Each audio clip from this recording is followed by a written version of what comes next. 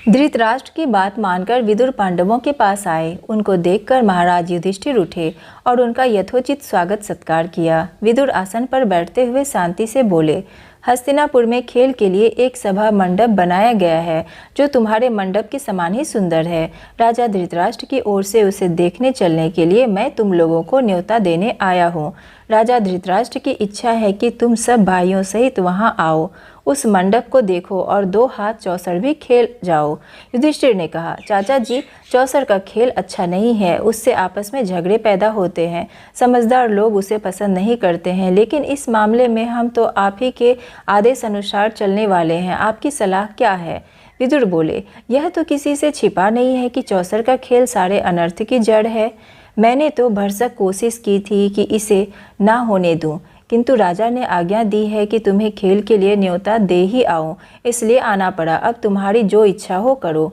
राजवंशों की रीति के अनुसार किसी को भी खेल के लिए बुलावा मिल जाने पर उसे अस्वीकार नहीं किया जा सकता था। इसके अलावा युधिष्ठिर को डर था कि कहीं खेल में ना जाने को ही धृतराष्ट्र अपना अपमान ना समझ ले और यही बात कहीं लड़ाई का कारण ना बन जाए। इन्हीं सब विचारों से प्रेरित होकर समझदार युधिष्ठिर ने न्योता स्वीकार कर लिया। यद्यपि विदुर ने उन्हें चेता दिया था। युधिष्ठिर अपने परिवार के साथ हस्तिनापुर पहुंच गए। नगर के पास ही उनके लिए एक सुंदर विश्राम गृह बना था। वहां ठहरकर उन्होंने आराम किया। अगले दिन सुबह नहा धोकर सभा मंडप में जा पहुँचे। कुशल समाचार पूछने के बाद शकुनी ने कहा, युधिष्ठिर, खेल के लिए चौपर बिछा हुआ है, चलिए 2 हाथ खेल लें। युधिष्ठिर बोले, राजन, यह खेल ठीक नहीं है।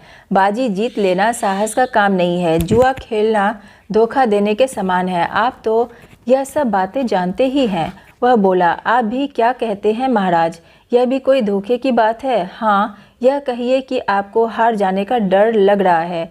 युधिष्ठिर कुछ गर्म होकर बोले, राजन, ऐसी बात नहीं है। अगर मुझे खेलने को कहा गया तो मैं ना नहीं कहूँगा। आप कहते हैं तो मैं तैयार हूँ। मेरे साथ खेलेगा कौन?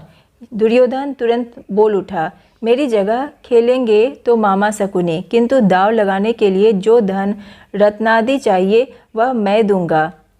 युधिष्ठिर बोले, मेरी राय यह है कि किसी एक की जगह दूसरे को नहीं खेलना चाहिए।